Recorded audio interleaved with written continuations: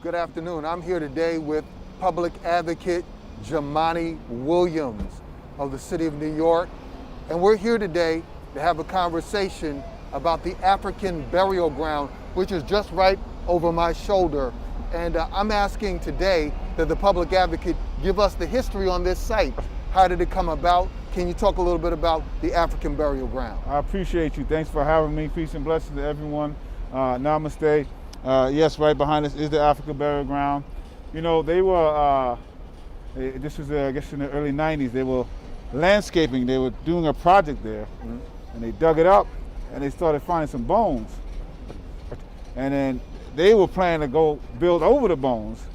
And some conscious people were like, hold on, that's not going to work. This is Giuliani. You know, Giuliani was Trump before Trump. He just wasn't allowed to be his true self fully, but we remember. And the community came together. The community said, hold up, we are not going to just build over our ancestors' bones. And it was protest. It was a battle. I mean, it's here now, and it's a beautiful testament, but people have to go back to that time. It wasn't an easy thing. And the names that you think of, Reverend Herbert Daughtry, Reverend Sharpton, all came up here, converged, protest, and finally they said, we're going to make sure we take a piece of this that we're going to build over, and we're going to commemorate it. And so that's what happened, and we're here now. I don't think that people, and I didn't know for a while, there's a whole museum there. It's not just what's happening here, so people should take some time out. You to walk by, you go in there and reflect, but really go inside and get a true history and reflection. I think I read somewhere there's about 400 plus remains of our ancestors that have been recovered at this site. And I believe there's probably more because they did build over some of the spaces anyway. So there's probably a lot more that we just don't know about. And I would bet the places where we stand and walk over have some memories of our ancestors as well. Yeah, I've heard estimates as high as in the thousands, 15,000 remains. This may be very well the largest site of its type in all of the country. So tell me, what does this do, you think, in terms of helping us to commemorate our ancestors? Tell us the impact of this discovery and how has it impacted you? Well, we tend to think of slavery as a Southern issue. And when we discuss it, we kind of think North versus South. Nah, this was an American issue. This was a international issue. This wasn't just South. As a matter of fact, I was proud to have put a marker not far from here in Wall Street to commemorate the open slave market that was commissioned by the Common Council, the City Council, in the early 1700s, saying this is where you can buy and enslave human beings. And when our folks were enslaved and they were purchasing people like property, they did it right there. After slavery was made illegal, they just switched commodities. So they started doing grains and sugar and stuff like that. But that was there at Wall Street. And, you know, Wall Street was given its name to protect the Dutch from Native Americans. So they actually built a physical wall that was there. And so we have to remember that in the North, we were dealing with the same racial issues. We were dealing with the same economic issues that they were dealing with in the South. That's important because where we are right now is a country that I think is trying to reckon with what it means to have enslaved an entire race of people for hundreds of years and the impact that will have hundreds of years later. We've never really atoned for that. And so people need to walk by and see this so they can better understand themselves, whether you're white or black, better understand yourself and your community. P.A., tell us about your journey. I mean, we've had a relationship down through the years and I've watched you grow. Talk about how something like this discovery, an African burial ground, has been inspirational for you so that you can continue to grow and aspire to dream to be what God has called you to be. We,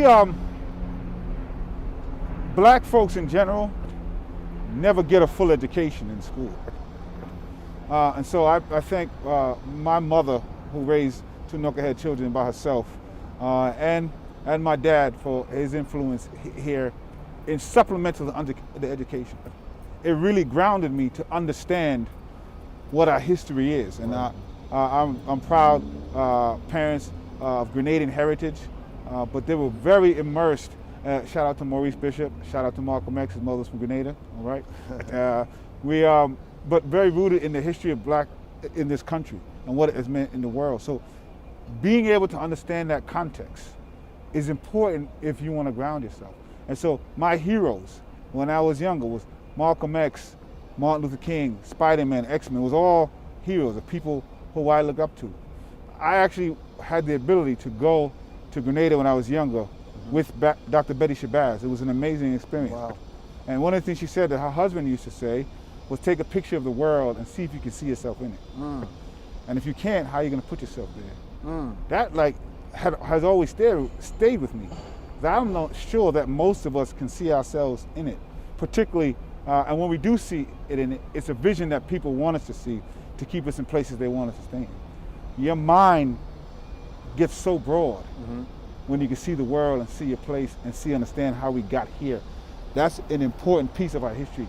Our history didn't start there, right? But it is critically important to understand the impact that those things have had to where we are now. Do you see this as evidence that our people literally built this city? I've heard talk about building City Hall or one of the previous versions of City Hall. Black Americans, you want to wait or we good?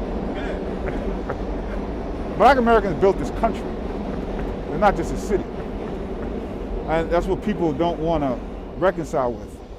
We are where we are because the enslavement of people. Right. Economically, we wouldn't be the hegemon that we are right now, period.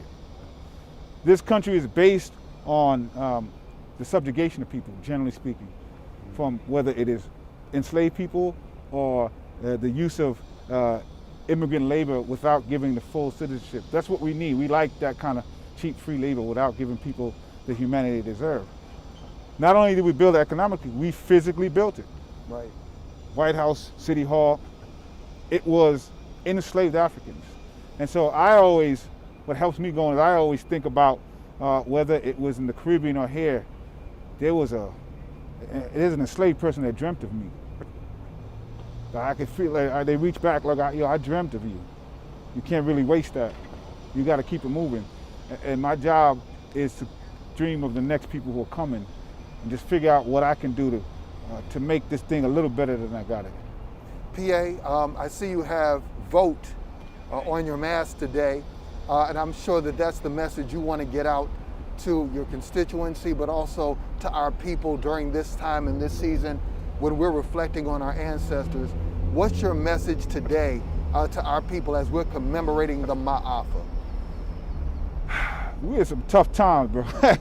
It's some dark periods.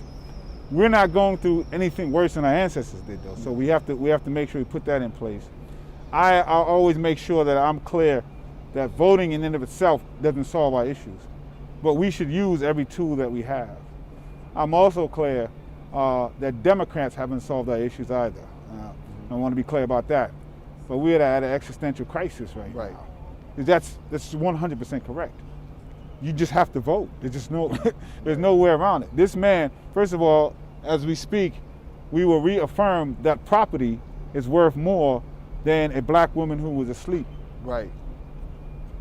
We were told that this president is not going to say whether or not he can commit to a peaceful transition of power, and that the only way we can prove that a legitimate, fair election happened is if he wins. This is what we're dealing with. Right. I don't know what else you need. So use every single tool that you have. Voting is one of them. There are brothers and sisters who didn't vote the last time. I blame Democrats for what they did, the positions they put us in. Got it. After that happened, we still got to come out. And we just have to do this all over, in New York and every other state. If you're voting here, if you don't have the ability to vote, you just need to still call people in other states and other places to make sure they come out and vote. It's all hands on deck right now. I want to thank you, PA, for being with us and taking some time to share your story and the story of New York City, and most importantly, the story of our ancestors. To all of our folks who are watching today, I want to encourage you to find those historic sites where we can study and learn about our ancestors and the contributions we made to this city and to this country and to the world. We call it sacred memory. We call it ma'afa. Thank you for being with us, and whatever you do, don't let anybody steal your joy. Peace.